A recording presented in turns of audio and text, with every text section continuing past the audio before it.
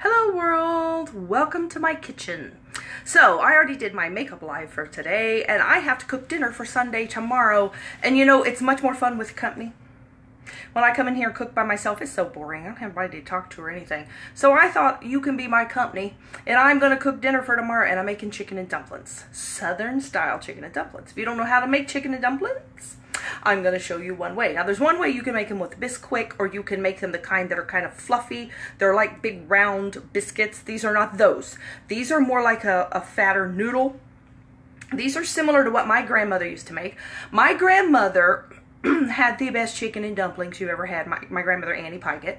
She made them, and this was her recipe. Because I asked her, so did her daughters, so did other people. We all tried to get a recipe. She didn't have a written recipe.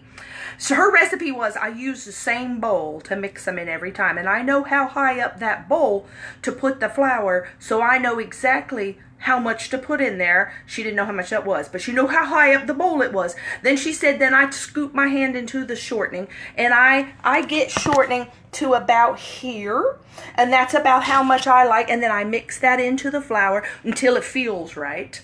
If it doesn't feel right, I add more shortening or flour, and then I add the milk, and I stir that and mix that until that feels right, and then I roll it out and cook it into the chicken stock. So that's her recipe.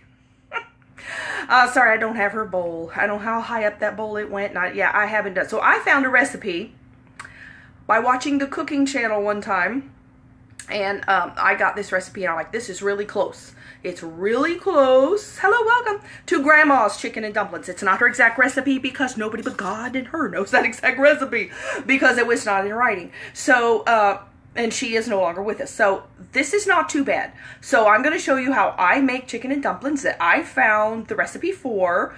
That's the southern style, not the more biscuity style, but the southern style. And I'm going to show you how I make them. It's really easy and doesn't hardly use any ingredients. Incredibly economical. So I have already cooked my chicken. I baked the chicken. Hi, I'm making chicken and dumplings. I already cooked my chicken in the oven. You can cook it however you want. You can buy a roast chicken in the grocery store if you want, but I cook chicken breast. Oh, thank you, thank you. I've just got it up because it's hot. This is my summer hair. I put hair on top of my head so it doesn't feel like a coat. So I've cooked the chicken, and then I've, shred it, or you can cut it, shred it, however you like bites of chicken. And so I've got that done. I've got it all picked apart, and I've got it ready. I also have chicken stock over there in the pot on the stove, and I just use this. This is organic chicken stock. Now, I like chicken stock better than chicken broth. Now, you can make your own homemade. I have made my own homemade. It's a lot of work. It's a lot of work, and it takes hours, and then you use it up really fast. And it's like, I gotta make some more. Now, Grandma used to take a whole chicken and boil a whole chicken, and then she would get some really good rich chicken stock, and then you would have to pull apart all the chicken. You need the chicken with the bones, though, or you don't get the flavor. And then she would pull apart all the pieces. Sometimes she'd leave bones in there. I think she just was tired of pulling the chicken apart. You had to watch it when you ate it. But it was really good. But, that's a lot of extra work. But if you want to do that, boil an entire chicken, pull all the meat and the pieces apart, and you can do that, and you have some good rich broth. This is just a little shortcut way. So I've used 3 of these. I like it extra soupy, extra brothy. If you want it thicker, you could probably just use a couple. You don't have to use organic. I just like the organic. So that's the one I use, and I've got them on that pot right there on the stove. Now that's kind of an oversized pot, and I use the oversized pot because otherwise I have a tendency to boil it over every single time, and I don't want to do that. So I use a big pot, and then I transfer it to a smaller one to put in the refrigerator. So I'm going to turn this around here where you can maybe see what I'm doing. There we go. There is my counter. And here is my flour and my ingredients. So hopefully you can see that pretty well. I'm kind of off center though, aren't I? Well, let's see. There we go. It's a little far away, but maybe you can see. So my recipe over here, it says, now this is not an incredibly huge amount. Oh, I'm cutting my head off.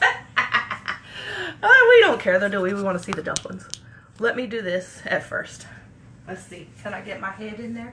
Oh, yeah. There we go. All of me. No head cut off. Okay, so I already have in this little bowl, I have a teaspoon and a half of salt. I use table salt. You can use any kind of salt that you want. Grandma would have only had table salt. She didn't have sea salt or kosher salt. No, she said regular salt. And then it calls for a cup and a half of flour. So this is, let me get a bigger one, because that's just a quarter cup. Here's a cup and a half of flour. This is regular flour. And you just stir it around a little bit and it loosens it up. Cup and a half is going to be 2 of these fourths. So I'm putting that in the bowl. Then you're going to keep this flour because you're going to need it. You're going to need more. And we're going to make a big mess, but it's worth the mess. So let's get that out of the way. Then I also need a teaspoon and a half of baking powder. That's this. I use the Rumford baking powder because it's aluminum free. I don't want to be eating any aluminum. So I've always heard this one's better. So aluminum free, baking powder, teaspoon and a half. This will get them to rise. This is a half a teaspoon measure, so that's a half. That's 1 teaspoon. It's kind of packed in here. There we go. And there's a teaspoon and a half. Then I take all those dry ingredients and I take one of these. This is a pastry blender. You can also use 2 knives or 2 forks. You can use your fingers. But this one is not quite as messy, and it works real well for cutting in the shortening of the butter. So I take it and I just stir the dry ingredients first.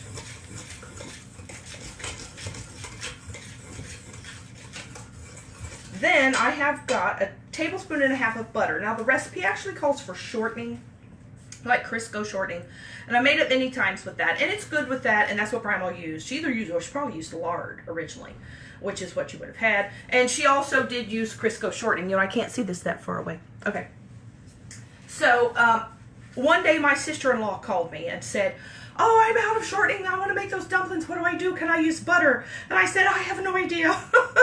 And I said, "Well, I think so." I said, "I think you should be able, usually butter and shortening are interchangeable." I said, "They might kind of taste buttery. I'm not sure." So she said, "Well, I have no choice. I have to try it." So she tried it. She said, "Oh, they were fantastic. They tasted the same." And I thought, oh, well, huh.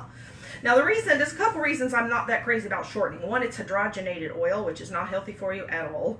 The other thing is, every time I buy it, and I buy either that little can, you know, it comes in a little can, or it comes in a stick like butter where you can slice it, but I don't use it very often. And it ends up going rancid and smelling, it smells like old grease or something, and I don't want my dumplings to taste like that. I would like have to buy a new one every time I want to use it. And it just, I'm like, you know, butter is actually healthier for you than hydrogenated oil. At least it's a whole ingredient. And you're not using but a tablespoon and a half of it. So then I've cut it in little itty bitty chunks, and then I'm going to take this right here and I'm going to cut it in, meaning I'm going to just kind of, see, it'll clump on there, but you just kind of keep going. Here, let's move it over here. I've got a little thing here. You just keep going. You take your hand and you knock it off. And you just keep smashing it around till it kind of gets mixed with the flour. Like I said, you can do this with your hands. You can do this with 2 forks, 1 fork. You can do this with a couple of knives and go back and forth with them. Whatever you want to do, you just want those pieces to kind of be smushed around. And see, it sticks, but you just knock that off and go back to it again. And you just cut it in. If you've never done this, this is kind of like making pie crust a little bit, because you kind of do that with pie crust if you've ever made your own pie crust. And so you just kind of keep at that until it's crumbly looking. It kind of looks like a little bit of a crumbly flour. But you kind of want that butter to be distributed. And see, you've got some big chunks there, so knock those off. Put them back in. I'm going to turn this up because I want this to be boiling here in a minute. And I don't have that on high. Okay, there we go.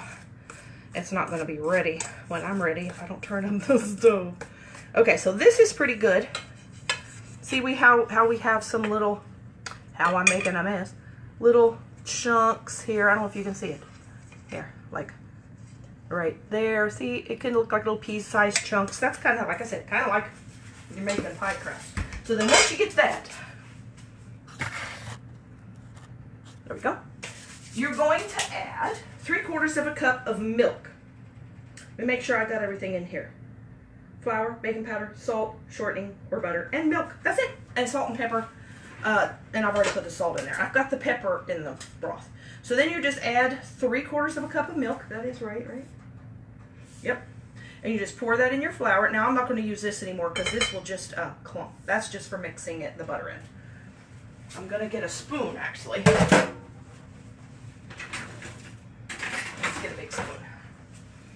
And I'm going to start stirring it. This is going to make like a dough. You see how simple this is? It's got like 4 ingredients. The biggest thing about this is it's a big mess. My mother actually has a recipe. My mother's originally from South Bend, Indiana, and her mother had a recipe for making homemade egg noodles. This is real similar to making that, only it's got flour and eggs and salt. And I know how to make those too. Only those have to dry. These don't have to dry. The egg noodles have to dry, and it's hard to get them to dry in humid Florida. I'm just checking my broth here. So my grandmother, my mom's mother, told her, you can't make those noodles in Florida, it's too humid. Mom found a way, so she would put the noodles out and put a fan on them. And let a fan sit there and blow them, and they would dry. And so I can make that too. Those take a little longer, because you gotta wait for them to dry. This, you don't have to wait for it to dry. Now we have a dough. A deer, a female, no, wrong song. There's our dough. So now here comes our mess. I didn't wear an apron, but you might want to wear an apron. Take some flour, regular flour, and you're going to scatter it on a counter. You have to clean off your counter. I washed my counter, cleaned it off, and then you're going to do this. Again, it's kind of like making pie crust. You would do this with the pie crust. Then, let's see, I'm going to put this out of the way. Get it back if I need more. And kind of just want it scattered around. Then I'm going to take, that is just in my way. I need this whole counter, baby. I don't want to put anything on the counter. Okay, then I'm going to take this dough and I'm going to dump it in the middle of this. And it's going to be real sticky, because dough is sticky. There you go. Now this is kind of a small batch. You can make this in a bigger batch. Then you're going to just take it, get it kind of coated in the flour so it doesn't stick so bad. Pat it out, and I keep flipping it over because it's going to be sticky. And it's really annoying if it sticks to the counter. Real annoying. Sometimes it does, and if it does, you just scrape it up. But I try to prevent it. Then you can just pat it out with your hand and be done. But I usually take a rolling pin. It's a little faster, gets it nice and flat, and just roll it. I promise I'm not making pie crust. Kind of looks like it though, doesn't it? But you see how big a mess this makes. Then I got a piece over here that has separated himself from the flock. That's okay. It's not going to matter because I'm going to cut this all up. Oops, see, that was sticky. Let me put some more flour on that. So I roll it out. And because it has that baking powder in it, these are going to puff back up a little bit. So you can roll these out real thin. That was sticky. I'll put some more flour there. If it sticks, just throw some more flour on it. Just hope it's not sticking underneath, and just keep rolling. The shape is not going to matter a single bit. So I just keep rolling as long as it's got a place that needs to go flat. I just keep rolling. This is a marble roller. These are really nice because I've had this for 35 years. So it never goes bad, and it's weighted. And it's also cold, because marble is cold, so it doesn't warm up your dough at all, which makes it softer and stickier. And it's because it's weighted, it kind of does its own. You don't need a lot of muscle. If you have trouble with, gripping, arthritis, anything like that, hey, this will do the work for you. Whoops, I'm getting to the floor, making it a bigger mess. Okay, so there we go. This one is kind of deformed. There we go. Rolling him out more. Then, let me go check my broth over here. Now you see, this is what you get.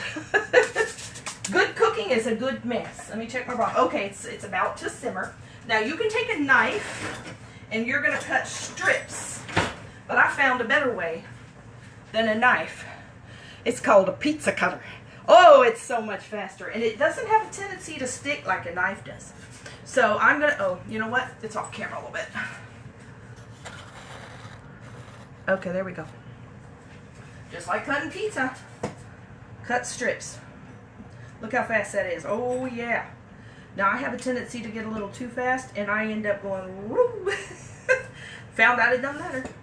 They don't have to be perfect. You want to try to get them kind of uniform, though. So I'm just making strips, long strips down my dough here. places it's uneven, totally don't matter. Just keep on going. Now you see, oops, see that was a little too wide, so I'll fix that. But you see how much faster this is than using a knife? If a knife sticks and you have to keep going like this. Oh no, one day I might have actually seen this on a cooking channel or something where somebody was using this to cut maybe pie crust, and I'm like, oh, dumplings! It is so much faster. And my stuff's about to boil over there, so I'm in a hurry. Cut. And there we go. Now you can go the other way, and you can make these. My grandmother used to make these really long. The thing about making them really long is then you've got to cut them somehow in the bowl. And I don't want to do that. So I kind of make them bite size because it's so much easier to eat. Now the thing is, you get a whole lot more stuff you got to go put in that broth. And I think that's why Grandma made them big, because she'd be done, because you got to pick all these up and go put them in the pan. And I think she made them big because she'd be done a whole lot faster. And as my mother tells me every time I make these, she would pick up the long dumplings that she made, drape them over her fingers, and go to the stove and drop them in. But I have also devised a little shortcut for that too. I'm almost done here. Let's see, look how fast that is. As long as you can control your direction. It's so fast. Okay, now, I am going to get some of this mess off my hands, because I'm going to move the phone so you can see. Let me see how close we are to boiling. Oh, you know what I forgot? Forgot my dish towel. Oh, here's one. Good. I washed all my laundry today. Oh, it's about ready. Washed all my laundry, and the dish towel's in the laundry basket. Okay, now I had, where did I have it? Here it is. One of these little things. Oh, this is handy. It's just like a cutter scraper thing. So what I do is go here and I pick up a bunch of them like this. And then walk to my broth. So let me take I'm going to take this phone over there. Let me turn on the light over here too. Oh yeah, look at there, perfect. It's boiling. Man, I couldn't have timed that more perfect had I tried. That's hard to time it where you get it when you're ready when it's boiling. I don't know if I've ever done it. This must be good luck. Okay, let me unplug my phone. Move my phone. Here is my boiling pot. Let's see if you can see it, kind of. Yeah, there you go. Hopefully we're not going to steam my phone. I am going to actually turn on my over. I know this is going to be noisy, but otherwise we're going to have steam everywhere. So there we are boiling. So all you're going to do is drop these dumplings in the boiling chicken stock, and they will kind of separate. And you're going to boil it for 10 minutes, and they are done. Now it's going to take me a few minutes to actually get them in here, but I don't start the 10 minutes until I'm done. But it's only going to take me a couple minutes. So you just take them, drop them in it, and I scoop up, see if I scoop up this extra flour, that's just going to make it nice and thick, which is, I like it that way. So it doesn't hurt if you scoop up extra flour. As a matter of fact, it'll be better. And just drop them in there. This is why I like this real big, oversized pot, because this can make a mess. This whole deal is a mess. But it's so worth the mess. Because then I have to go wash that counter. As you see, it takes the whole counter. But it's worth it. It is worth it. Trust me, try it. There you go.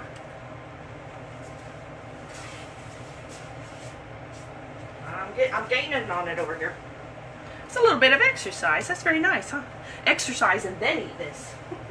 Honestly, I don't know that this is real terribly fattening. It doesn't have much butter in it, and you're mostly eating chicken broth and chicken. And I dropped one on the floor. He's going to go in the trash. Bye-bye. Okay, there it is.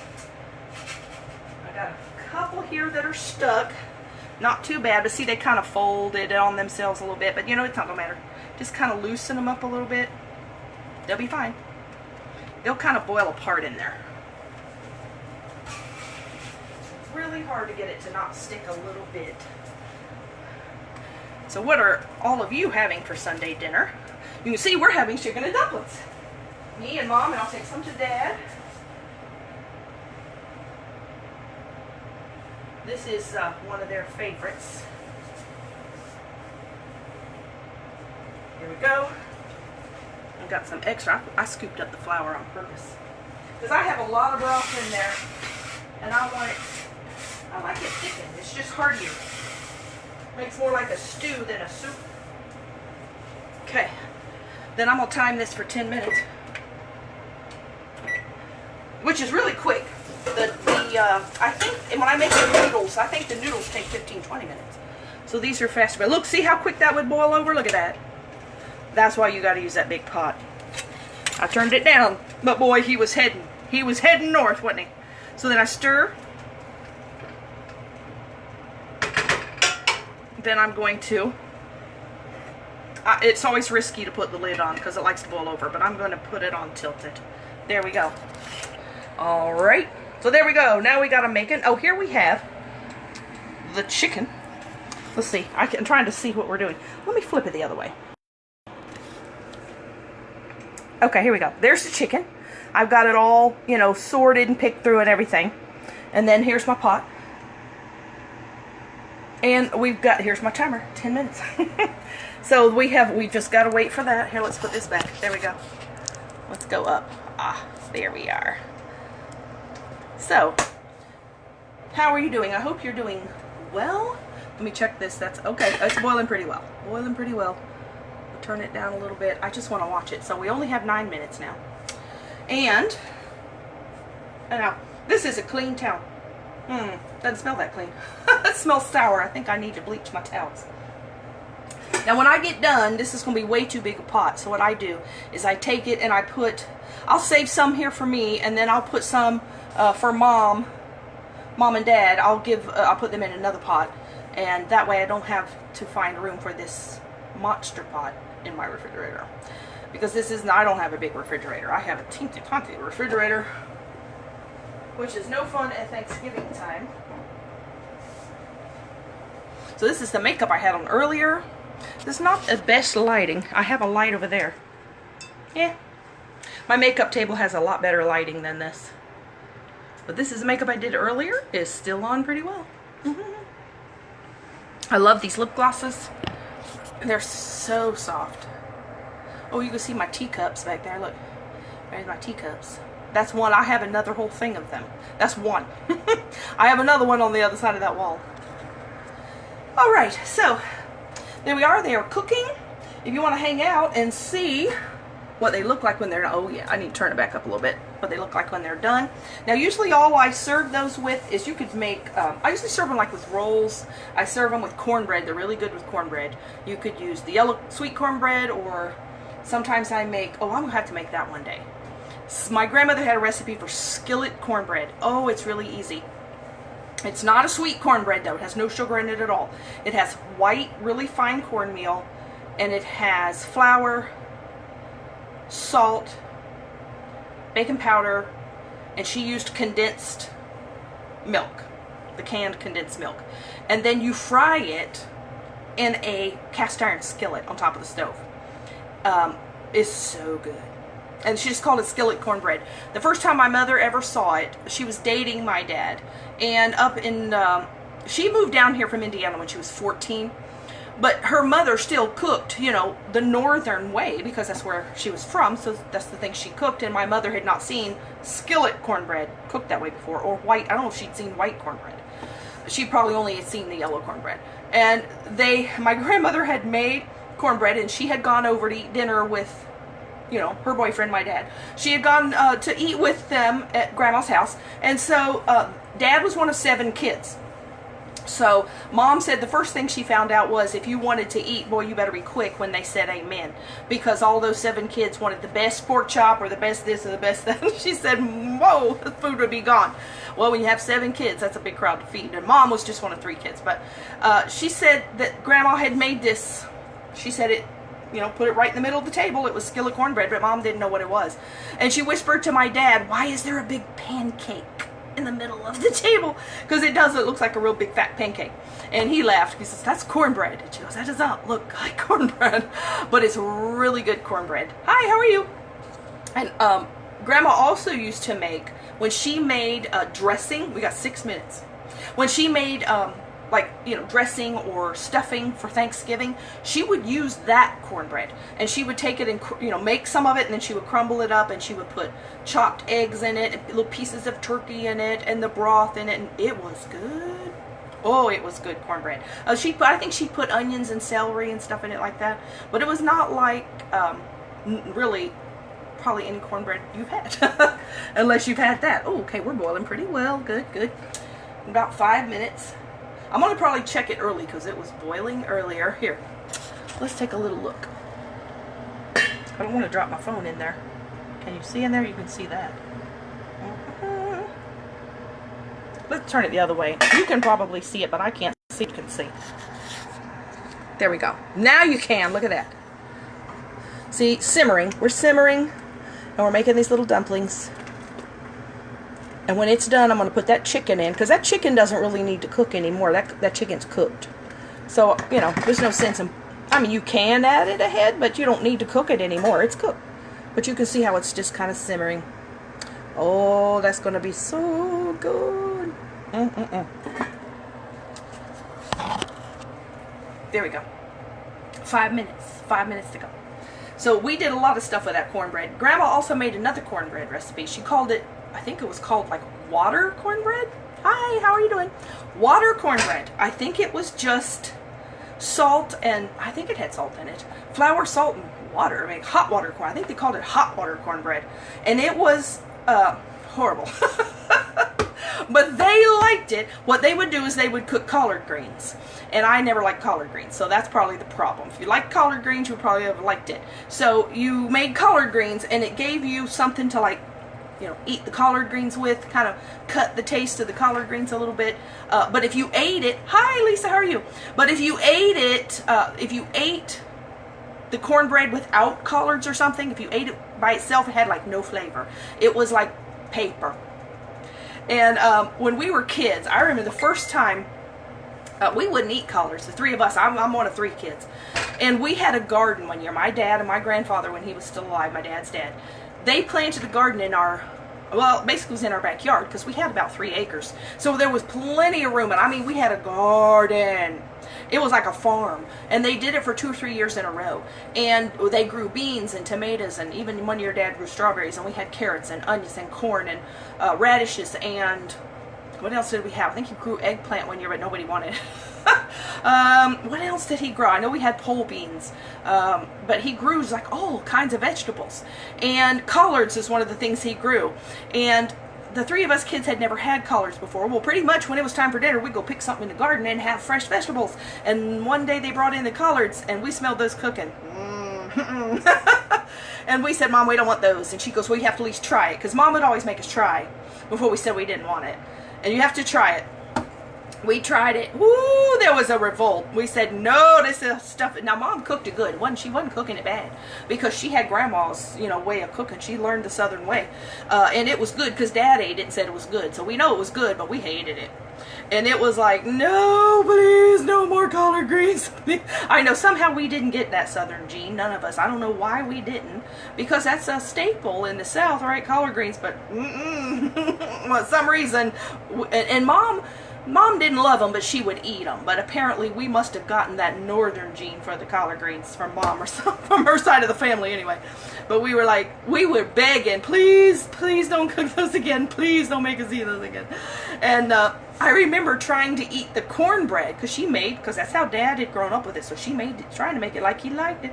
She made that cornbread, not the skillet one that was good, but the little wafery kind of looking one that she called hot water cornbread. And I said, well, let's just eat cornbread. And it was like, ooh. It was so seriously like eating cardboard. And I'm like, this is not good. And she's like, well, you're supposed to eat it with the collards. And I'm like, okay, so the collards mean that you don't know how bad the cornbread tastes, and the cornbread means you don't know how bad the collards taste. Now we got 1 minute. That was my 1 minute warning beep. So I'm going to check it here. Oh yeah, it's boiling. So let's turn that down. We were not the fan of collards or that hot water cornbread. I think my Aunt Joyce still has, because she asked me one time, do you have the recipe to that other cornbread? I'm like, oh no, I didn't want that one. She goes, I have it. So I think somebody in the family still has it, and she can have it. But I'm like, oh no. But I think she would eat cornbread. I mean, she would eat collards. Okay, 20 seconds. Let's go ahead and pull one out of here. I'm going to go ahead and turn it on. And let's look at what we have. Here's what we have. It's going to be as hot as fire right now, but there's a dumpling right there. And it's about to slide off and fall. Let's go down. There he is. Okay, so I'm going to let him sit there for a minute. So otherwise it's going to burn the skin off my mouth. I'm going to put the chicken in here. You can watch the very exciting dumping of the chicken. I'm just going to move this over here. All I do. This was 2 chicken breasts, by the way, with this recipe. If you wanted that recipe, this is 2 chicken breasts. You can use dark meat, light meat, all meat, whatever you want. But it's like the equivalent of 2 chicken breasts, whatever the equivalent of that amount is. And you know, recipes like this don't have to be exact anyway. You can put more chicken, less chicken, no chicken. I don't, you know, you can put whatever you want. There. But that was that recipe, two chicken breasts. Alright, let's look at this and see. I'm going to turn it over because, yeah, it's still pretty hot. Let that side cool. I'm going to just set it down in there, actually, because I want to stir this. Okay, so now we got the nice chicken and dumplings, not just dumplings. So there we got chicken and dumplings and lovely broth. Now, the thing about chicken and dumplings, and this is a lot of recipes like this, like stew and other things. Chili is like this. It's better tomorrow. When you first make it, it's kind of, because it hasn't absorbed the flavors. And it's a little, it's like, it's alright. But tomorrow it'll be much better because it will absorb the flavor of the chicken broth, the chicken stock. Okay, here we go. Let's try. Oh yeah. So good. My mother broke she has dentures. She broke one of her dentures. And they had to repair it. They had to send it away to repair it for like a week. And I'm like, Mom, what are you going to do? She goes, I'm not going to be able to chew. I have no teeth. And I'm like, and I usually do the cooking for them. So I'm like, okay, what can I cook? Well, one of the things I cooked was chicken and dumplings because you don't really have to chew it. Really don't hardly have to chew it. What else did I make? I think I made soup. Oh, I think I made her like broccoli cheese soup. Or no, it's potato cheese soup. That's what I made her. Potato cheese soup. I was thinking, what else? What can she eat? What can she eat? I was making all, and she was like, oh, I sure appreciate you making all that stuff I can eat without chewing. Now, look, it's all fixed and all better now. But okay, so there's my chicken and dumplings.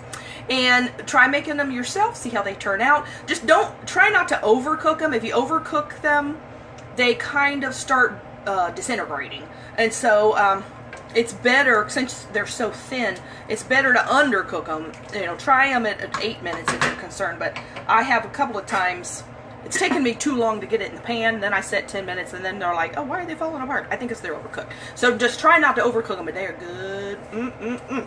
So tasty. Okay, so there's my Sunday dinner, and maybe my Saturday night taste test snack. You all have a good night. Bye.